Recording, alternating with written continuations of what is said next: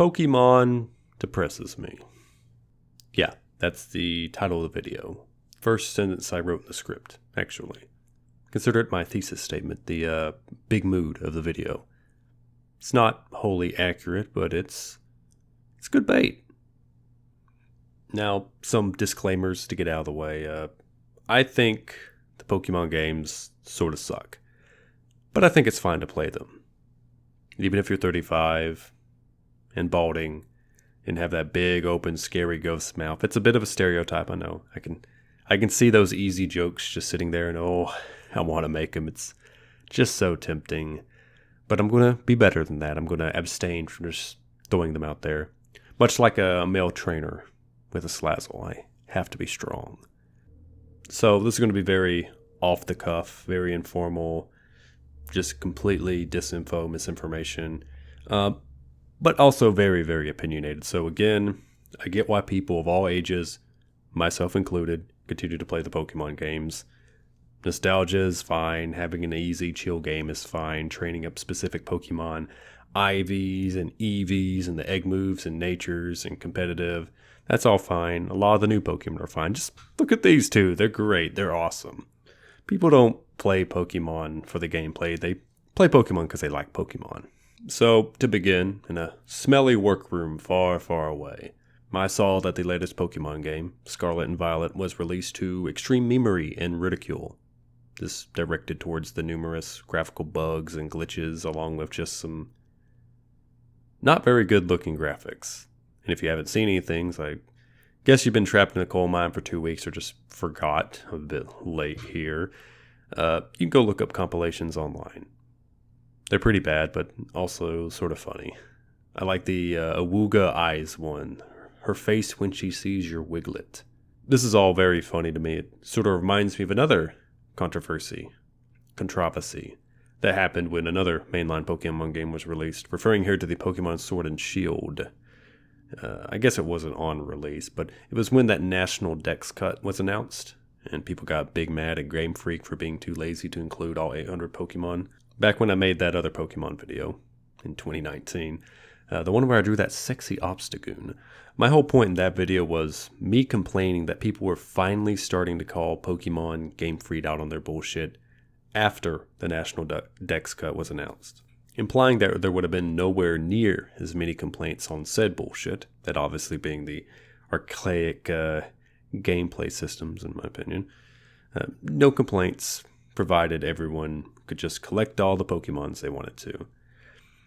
They weren't the most genuine opinions, I would say. Now, I imagine the same thing's happening again. A buggy release of a supposed quadruple A game that's $60 to $120. You can get that double pack, remember? And everyone just starts flinging shit at the company. Maybe rightfully so. And that's just my guess. Remember, this is sort of quick content here. I just need to upload something. But logically, it tracks to me. History repeats itself. I'm unsure if the glitches have been patched yet. I would have imagined they are. And that's something that's doable, at least. I encourage everyone in the comments to fill me in on what's happening with all this stuff, because I am just so mildly interested in all of this. But yeah, I imagine people are sort of getting down on Game Freak again. Anyways, I sort of didn't know a new game was coming out. If I had, there would probably been a new cartoon on the channel with suspiciously shaped Pokemon dancing around. I mean, one of the new Pokemon is a freaking motorbike that you can ride around on. I mean, that's just a joke that writes itself. For Arceus, I caught wind of that game beforehand, so I had time to research the trailers and look at the website they set up for it to compile a not really accurate but horny depiction of that game, make an animation, and have that come out around the time of the game's release. Here it's like, what? Another Pokemon game? Didn't we ever get one of these this year? Did I black out into a coma? The only pieces of preview media that I remember are some video talking about how the professor characters in the game are like thirst traps or something, which they are. They are quite sexy, I think is the word. The other was people lampooning the motorbike Pokemon that you ride around on. And then obviously the initial starter reveals. And you go on Twitter or wherever and you see the weed cat being drawn in somewhat concerning ways. But other than that, the game could have been a month away from release to a year away from release, for all I knew and care. But then, boom, there it was, and it probably did need a few more months in the oven, a bit more time for the bubblegum to solidify everything together. Basically, I wasn't that invested. But came out, controversy, and that brought up the age-old question, to me at least. When is Pokemon finally going to collapse? It's almost a rhetorical question. At this point, we all know the answer. But I was thinking about it again. It's a concerning thought to me, a rubbing rock in my mind. How visible are the cracks that are forming? So, full disclosure, I haven't actually played Scarlet or Violet. I have played Pokemon Legends Arceus up to the ice area, and I've put maybe 24 hours into Shield. I actually bought Shield because I wanted to play a new Pokemon game, sort of. Got me in the mood, made me want to enslave some animals. But I definitely wasn't going to buy Scarlet or Violet. Not when people are actually cranking out compilations videos of how badly put together it is, and Nintendo is actually offering refunds for it. I'm pretty fucking dumb, but I'm not stupid. So I thought, hey, I'll pick up Sword and Shield. Was still $60 3 years after launch, so maybe I am stupid. This video is the result of me playing Pokemon Shield for a few hours and me looking through the new Pokemon of the last 2 or 3 generations. Well, really, it's because of Berserker here. I mean, just look at him. He's adorable. Finally, a beard-themed Pokemon, just for me. I wonder why I like him so much. So, he's getting drawn, definitely. And now I need something to talk about. Hey, let's beat up on a Pokemon game released 3-4 years ago. What struck me was how boring the game was. I don't know what I was expecting, really. I haven't played a mainline Pokemon game since Sun or Moon, and that was released around 2016, and the Obstagoon video was in 2019, so I wasn't even too fresh on my memories of Pokemon games then. I played a lot of Arceus at the beginning of the year, but that one's not really a mainline Pokemon game. It's like a standard deviation or two off from that, and I'll talk more about that later. Sword and Shield. Same problems as always. Every trainer is a complete idiot. None of them can catch more than 3 Pokemon. A lot of boring dialogue, starting and stopping. Aren't Pokemon mysterious and fascinating? Friendship. Wee! I don't think any of that's ever going to go away, so that's whatever. New stuff. The wild area. Largish open area of some Pokemon like wandering around. Some Pokemon are like a dozen or 2 levels above my own at the time. There's some final evolutions that sort of chase you around. I've seen like the memes and stuff. It's a little slice of what Arceus went on to do on a much greater scale. So I guess we can just sort of slap that off into ether. Dynamax. The Dynamax raid battles are interesting. It's something different. Yep. I did a few. It was something different.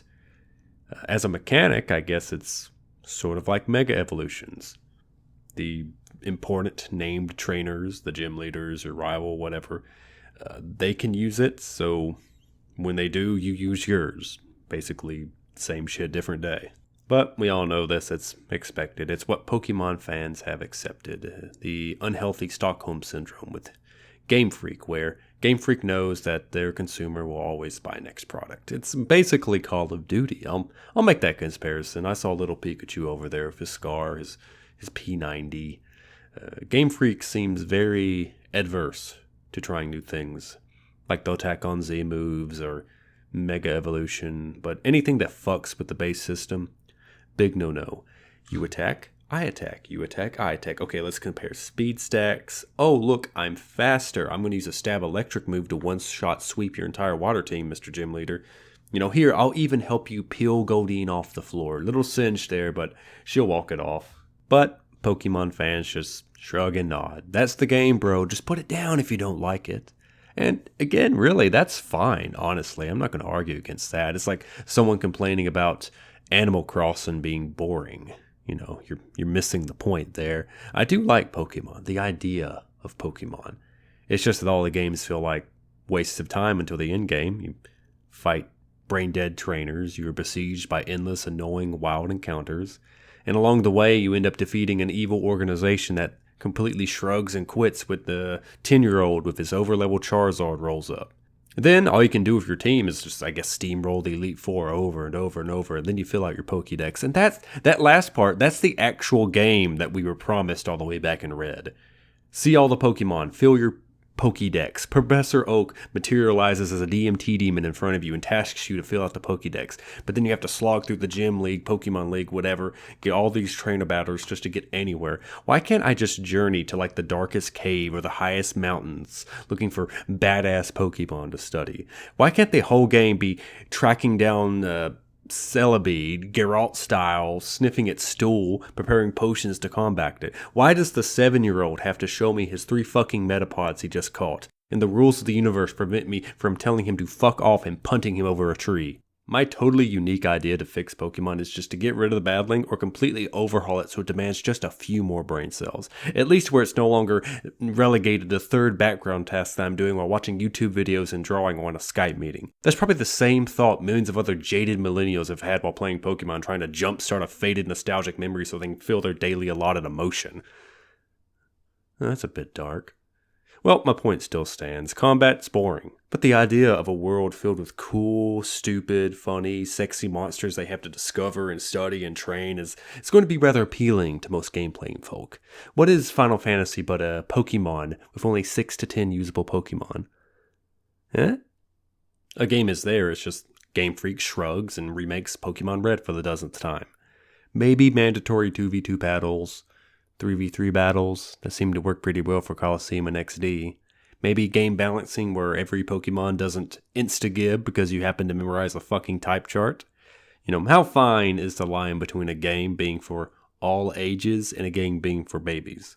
That criticism, I know it's low-hanging fruit, but how am I supposed to feel after sweeping my rival's team with a single move, fucking Razor Leaf, and then afterwards having them compliment me and praise me and tell me how great I am and just completely suck me off?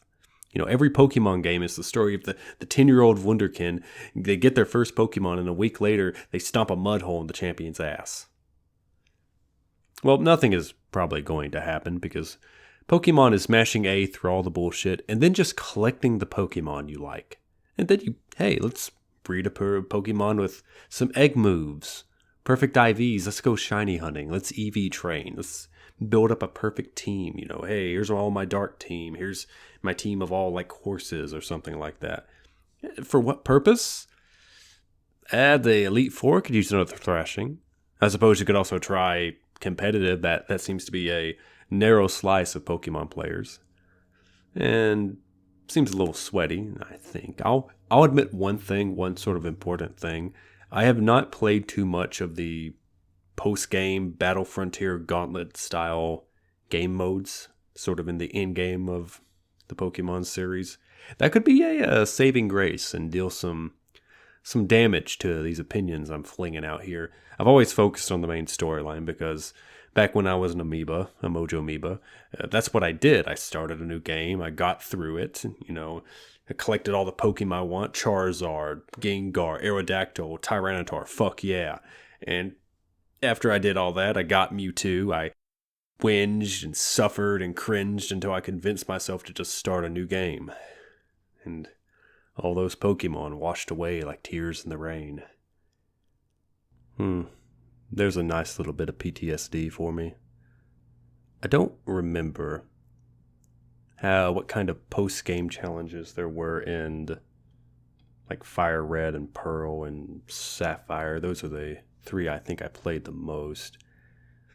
Perhaps there was some, but I feel like that stuff was more relegated to like Emerald, the deluxe re-releases, Platinum, you know.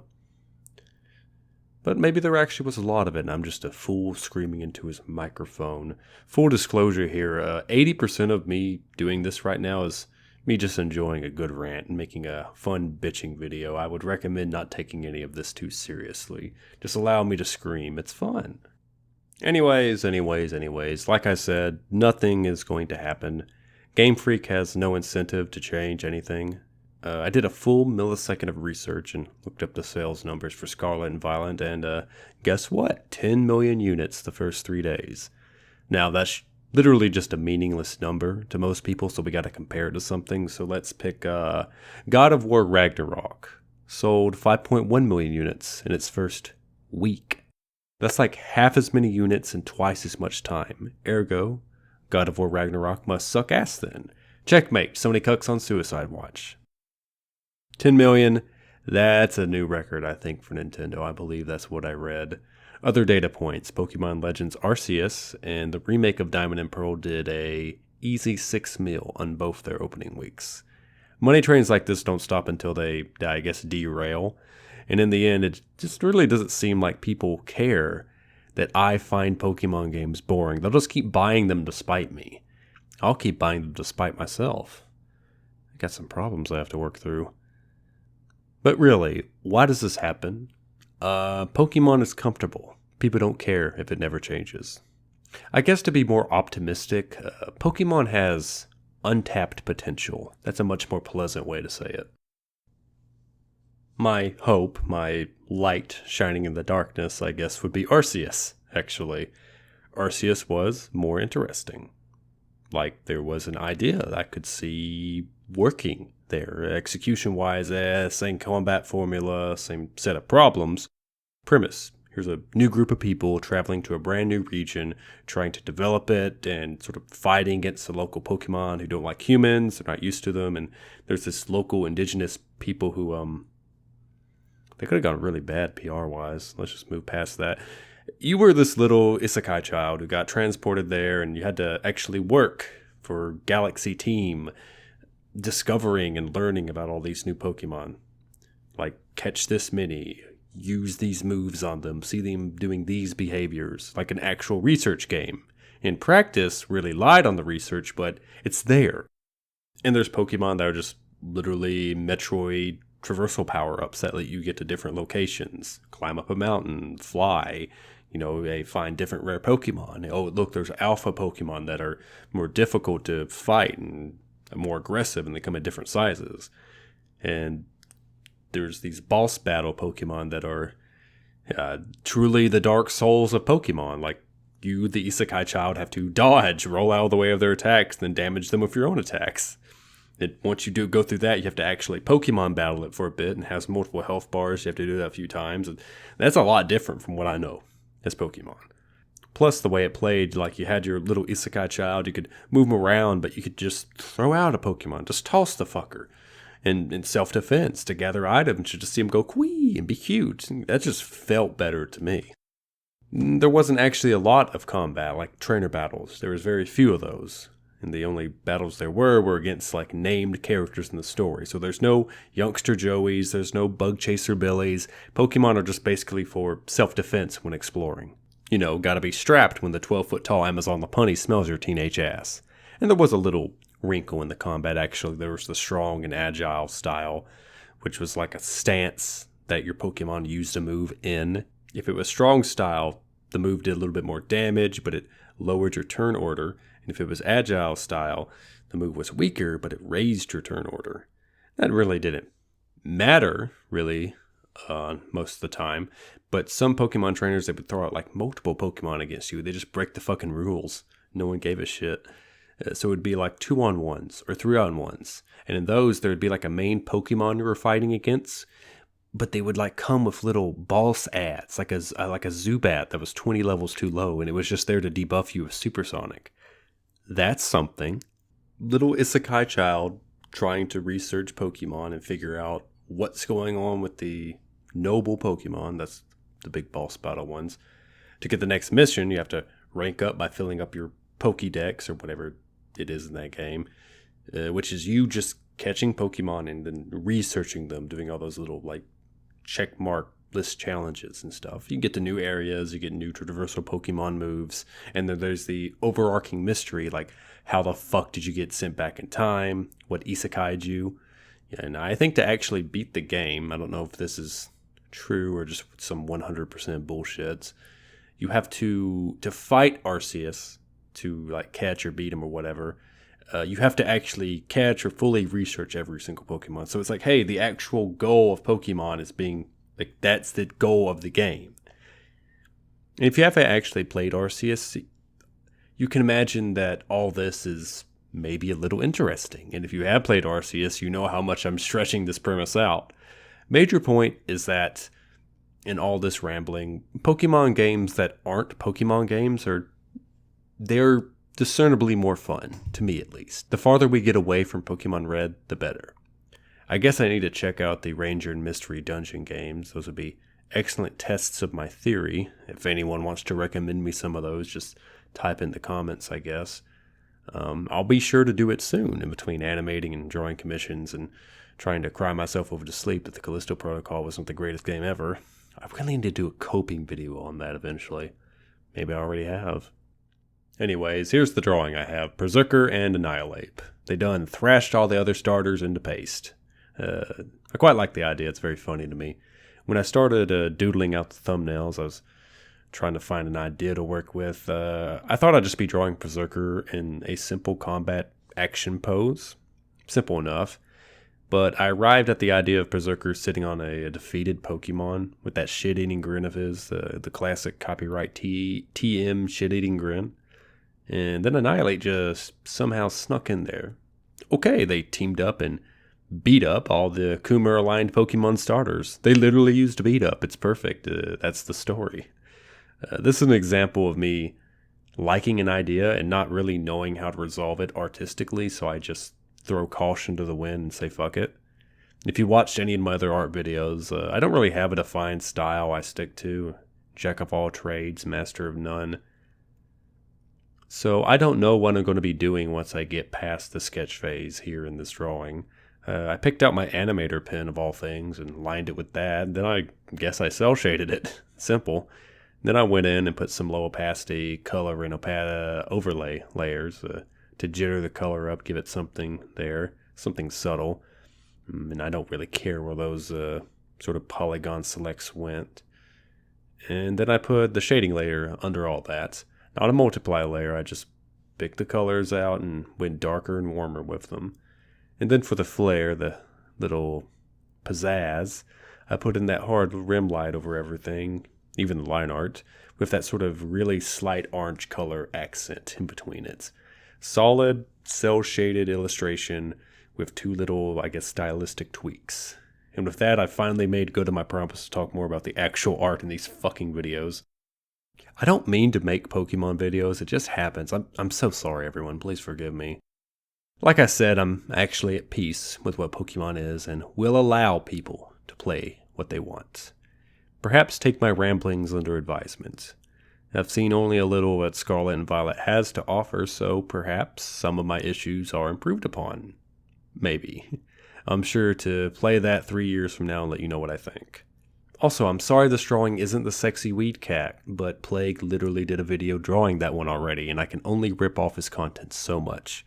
Besides, this is probably the greatest Pokemon duo ever right now, so I'm not allowing y'all to complain. For now, I'm going to go animate. This is an animation channel, come to think of it. There's links in the description and the pinned comments that lead to my Patreon, Utreon, Newgrounds, Twitter, and I guess you can subscribe here on YouTube or whatever video hosting website I'm using in the future. I'll be back later, hopefully with an animation. Goodbye, everyone.